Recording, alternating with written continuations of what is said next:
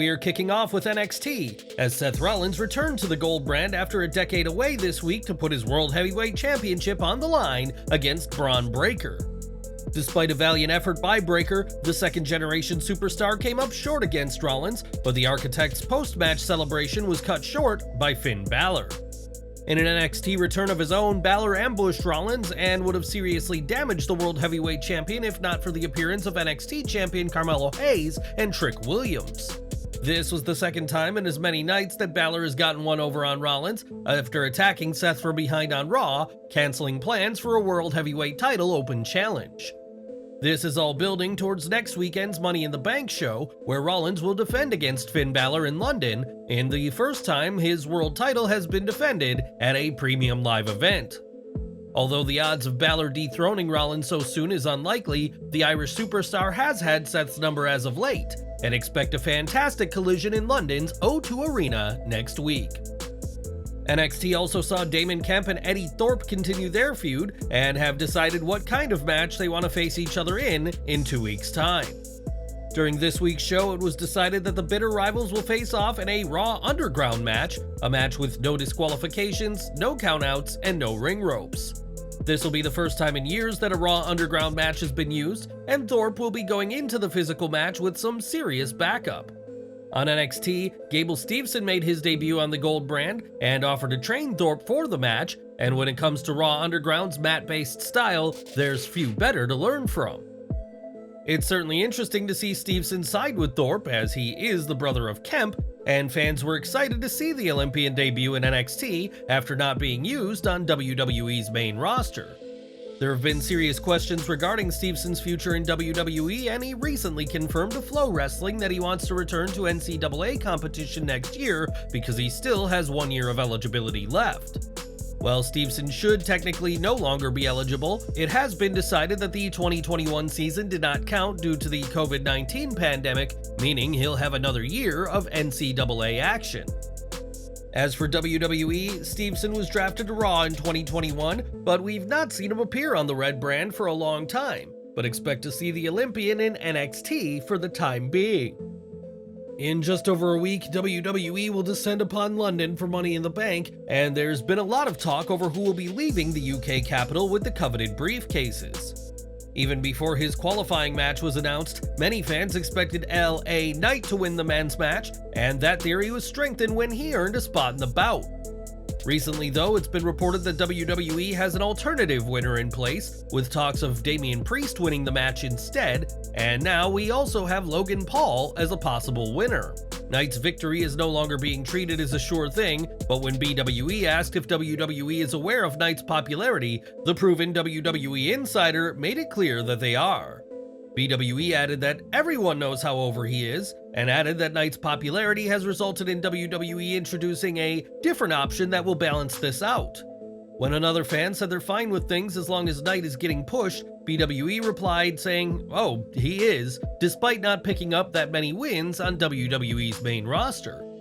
BWE said that while Knight has always been a possible winner, he has not been locked in as the winner just yet, and we'll have to wait and see who leaves London with the Money in the Bank briefcase. AEW news now, and CM Punk had plenty to say during the premiere episode of Collision, from speaking about his career in absence to taking aim at the counterfeit Bucks.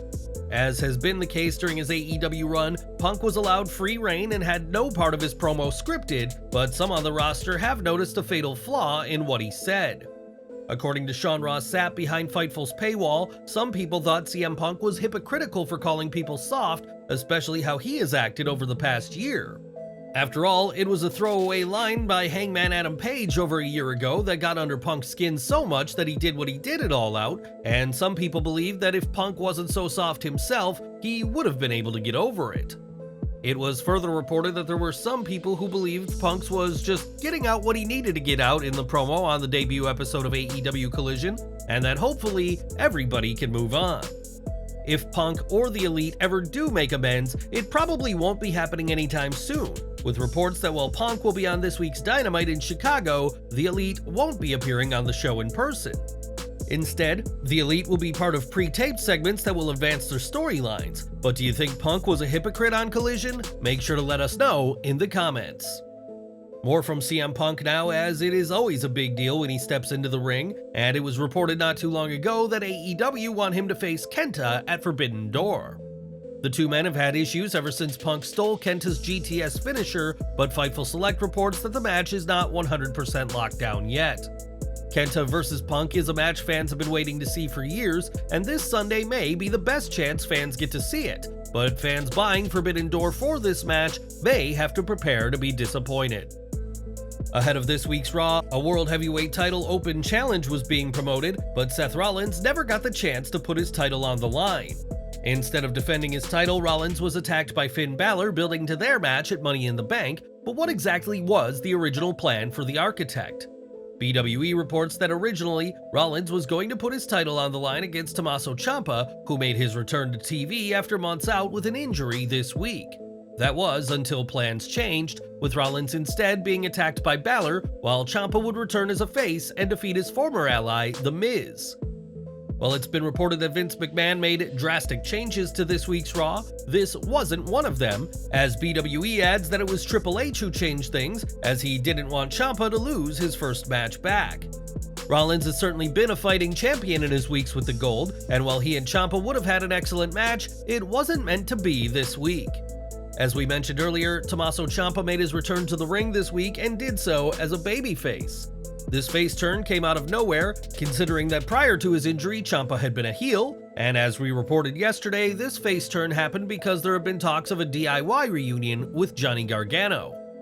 When a fan asked BWE about reports of a reunion, the proven WWE insider source seemingly confirmed the plans, stating that not only will DIY reunite, but there are plans for the pair to challenge for the undisputed WWE Tag Team titles at SummerSlam. Not only that, but BWE added that WWE could be adding 2 more teams to the match, but there was no inclination as to who these other teams would be. WWE SummerSlam 2023 will be the company's next major event after WWE's Money in the Bank, and while plans could of course change between now and August 5th, this year's event could be an extra special one for fans of DIY. On last week's AEW Collision, CM Punk revealed that he will continue to hold on to the AEW World title he won at All Out 2022 until somebody beats him, but that won't be his only piece of hardware. This week, Punk was gifted a custom championship from the Chicago Blackhawks, a title that Punk was clearly thrilled to receive, and perhaps he'll be seen with this title on this week's programming. And we're ending with Rob Van Dam, who in 2006 became the second person to win the Money in the Bank briefcase and became the first to announce their cash-in advance. Speaking this week on his One of a Kind podcast, Van Dam recalled the match, which saw Paul Heyman deliver the 3 count, saying, "What I remember from that, 1, 2, 3, oh my god, that really just happened. That's how I felt, like I'm on top of the world right now, the coveted top seat in the industry. I did it my way, which meant so much more to me than winning it 20 times doing it their way. So what I remember is like taking that moment, and right now it's gonna get choked up about that, but I remember, this is weird." Unfortunately for Rob, his reign wouldn't last long, as after he and Sabu were pulled over by police for possession of marijuana, he would drop the title to Edge on the July 3rd episode of Raw. For the rest of his career, RVD would never regain the WWE title or even get close to having another shot at the gold, and while this reign clearly ended abruptly, the memory of winning the title remains a great memory for Mr. Pay-Per-View.